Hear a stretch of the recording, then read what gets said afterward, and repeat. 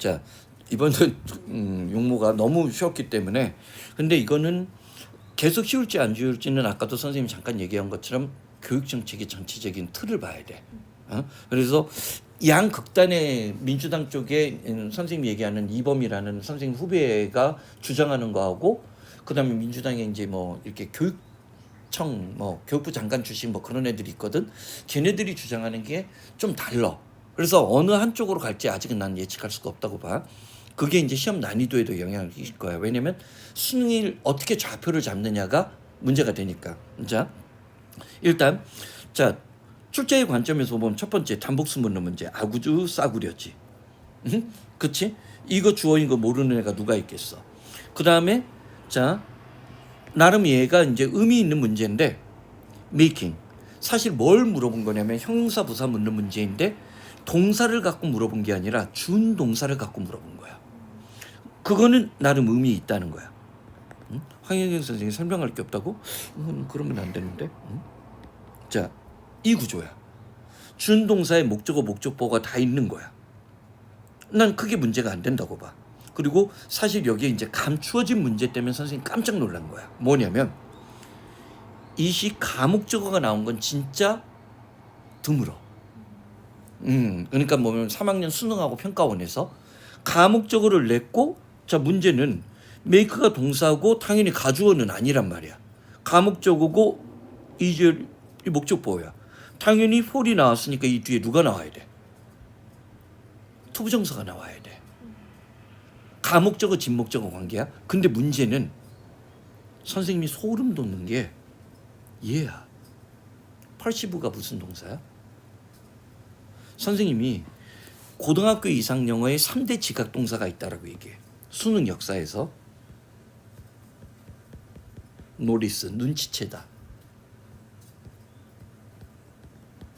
업저브, 관찰하다야. 펄시브가 시각적으로 뭔가를 포착하는 거 지각하다야. 얘네들이 수능 수준에서 시험 문제 낼 수 있는 미친놈. 목적어 다음에 원형 부정사가 나올 수 있는 일반적으로 수능은 메이크나 시 같은 건 잘 안 낸다는 거야. 그건 중학교 교과 과정이기 때문에. 그러면 사실은 지각동사, 목적어, 원형 부정사 구조일 때 특히 얘네들이 중요해.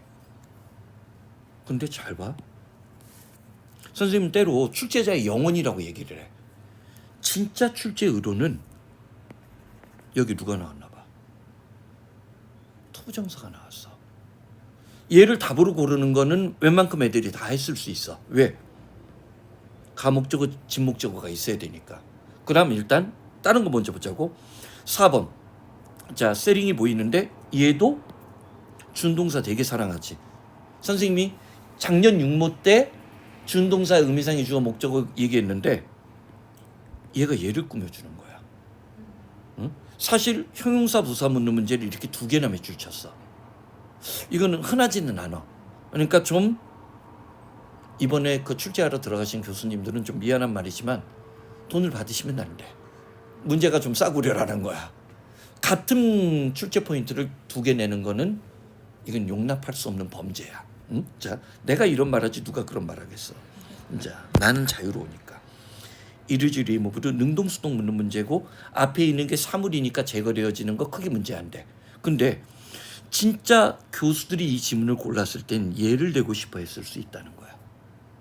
선생님이 어떤 얘기를 하냐면 자 수능에 마지막 남아있는 어법 문제 중에 킬러 중에 필 동사가 있다라고 얘기해. 필은 이 뒤에 형용사가 나올 땐 얘가 뭐야? 이 형식의 감각동사야. 응? 자, 이 옷감의 촉감이 어떻다. 이럴 때 이걸 써. 필은 지각동사가 됐을 때 목적어 다음에 원형 부정사가 나와.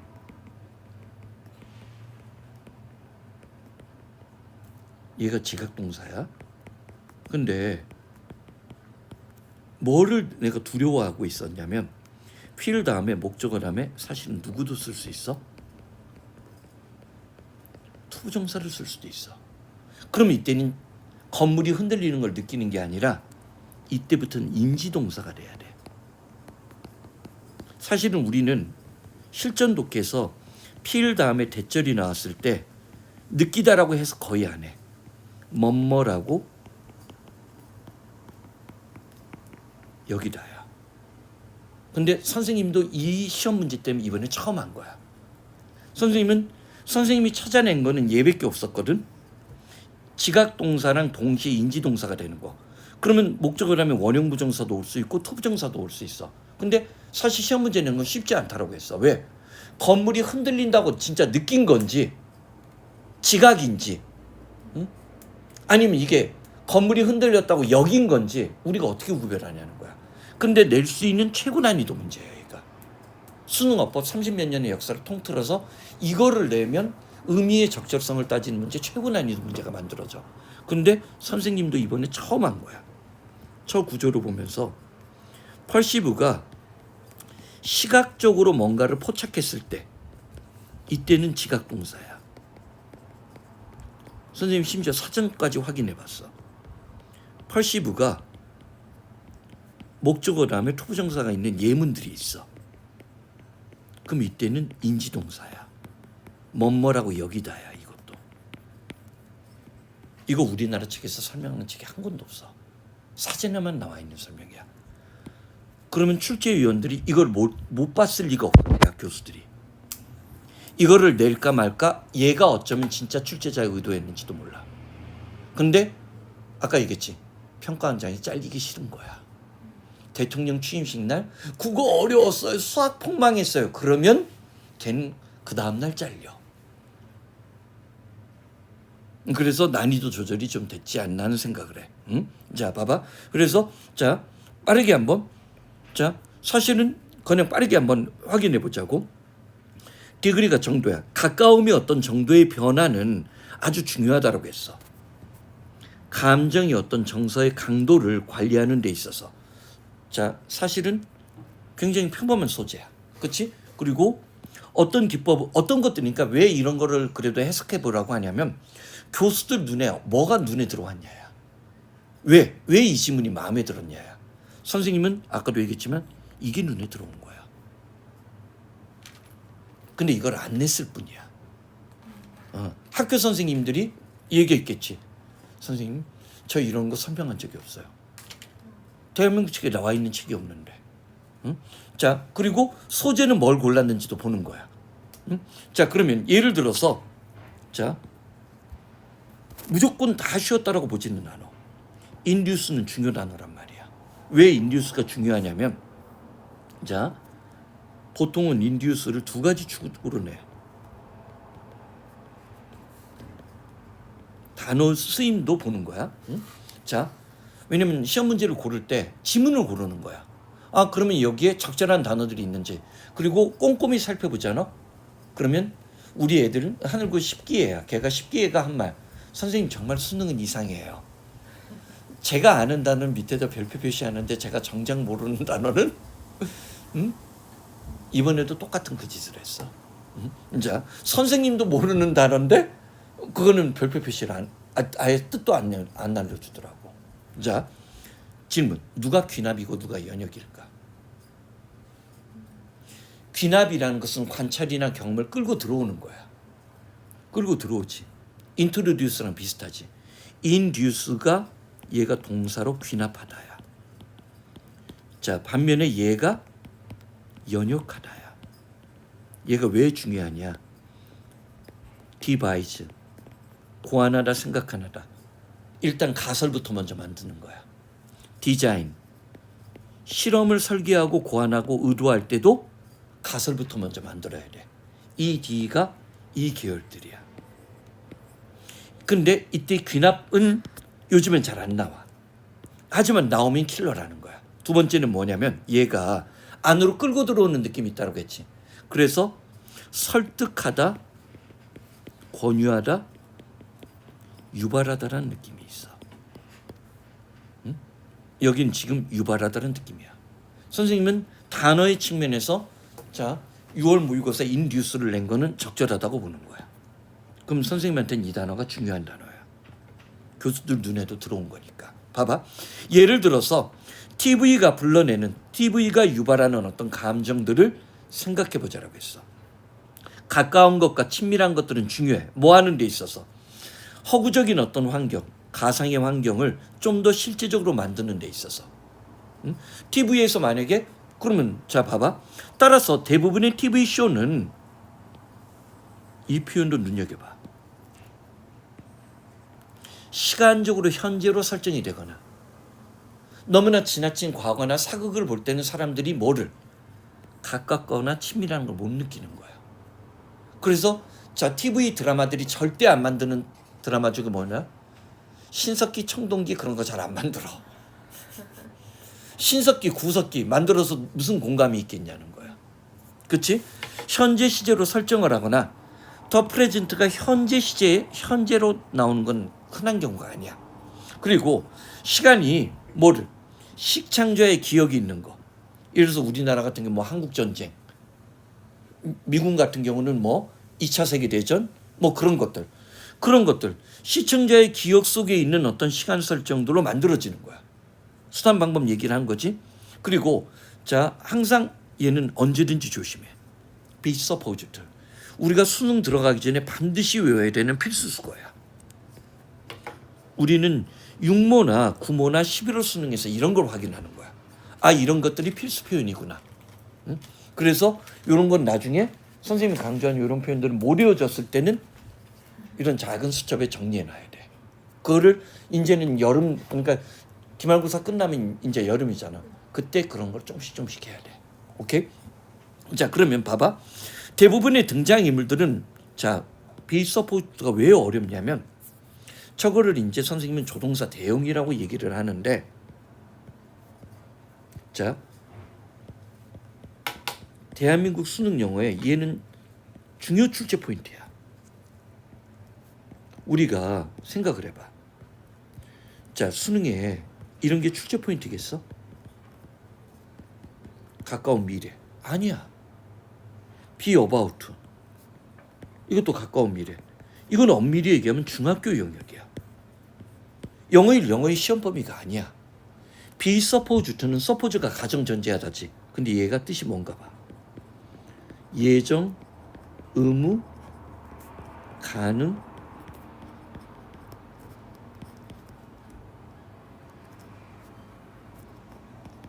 추측이야. 선생님 실수할 뻔했다. 예정, 의무, 가능, 추측이야. 근데 예정이나 가능이나 추측은 suppose 때의 뜻에서 짐작이 돼. 누가 짐작이 안 돼? 의무. 이걸로 낼 때가 시험 문제가 어려워지는 거야. 응? 자, 봐봐. 그러면 대부분의 등장인물들은 반드시야.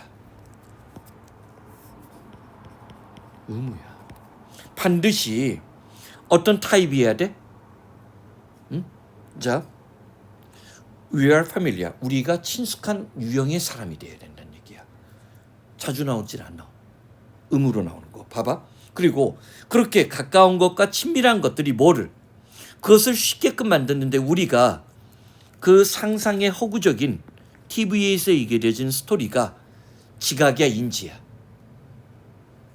지각 아니야, 인지야. 그러면 이거는 수능 역사상 처음 보는 문법 현상이라는 거야. 이거를 우리가 어떻게 그냥 넘어가냐는 거야. 응?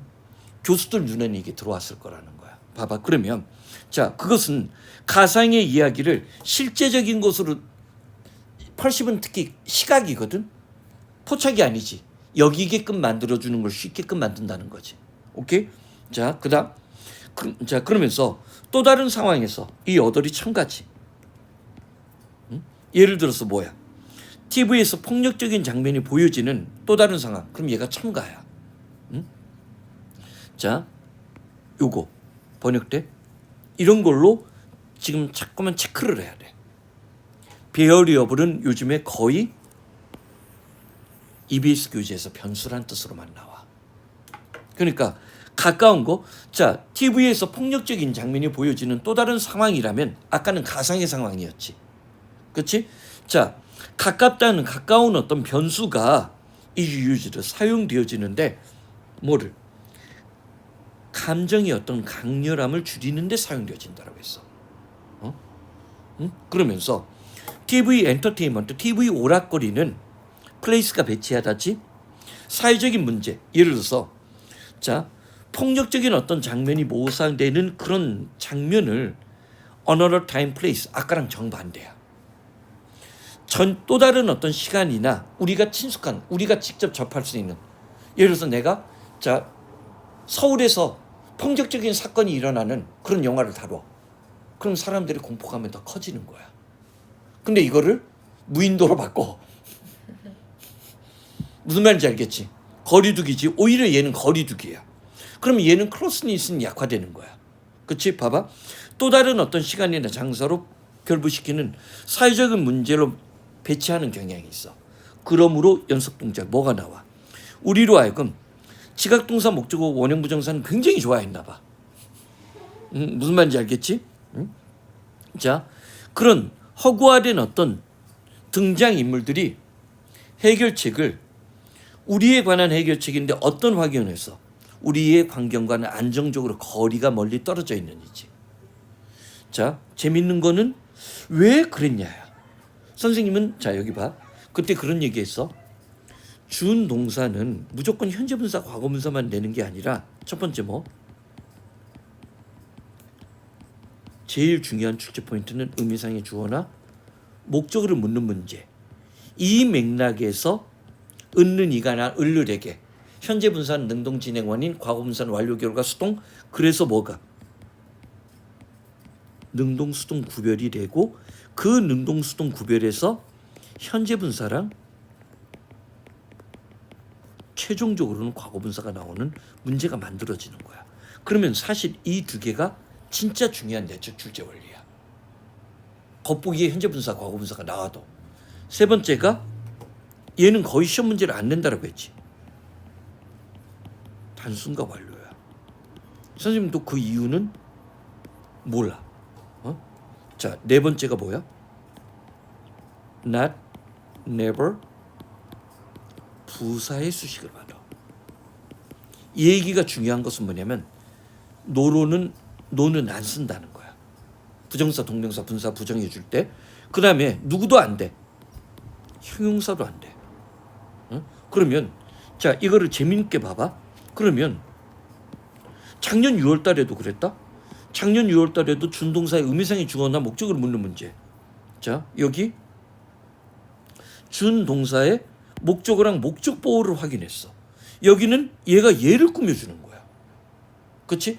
우리 자신의 환경과는 안정적으로 안전하게 거리가 떨어져 있는 남다른 세계, 다른 세계의 문제로 느끼는 거야.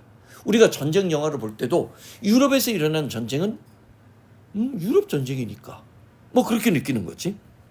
만약에 폭력이 현대적인 어떤 환경, 자 좀 더 클로스한 거지. 현대적인 배경으로 발생이 된다면 그것은 일반적으로 뭐를? 경찰과 범죄자 사이에 상호작용이 만들어져. 즉 나의 문제야, 경찰의 문제야. 경찰의 문제야. 다시 한번 그것은 뭐를? 선량한 어떤 시민이라면 요 단어도 눈여겨봐. 얘가 뭐야? 시민 전체를 지칭할 때 선량한 시민이라면 선량한 시민들의 삶과는 아주 동떨어져 있는, 그래서 그것의 폭력적인 장면이 나에게 체감효과 클로스닉에서 있어야 돼, 없어야 돼? 그러면 이거는 굉장히 재밌지. 처음에는 가까운 게 도움이 될 수도 있지만 때로는 뭐야? 폭력적인 장면의 경우는 먼 게 도움이 될 수도 있는 거야. 나름 소재는 난 나쁘진 않았다고 봐. 다만 너무 평범한 거지. 그리고 진짜 교수들이 고민했던 문제는 근데 이거를 또 낼 가능성은 제로지. 한 번 나오면 3, 4년 동안은 죽었다 깨어나도 밑줄 한 거죠. 오케이?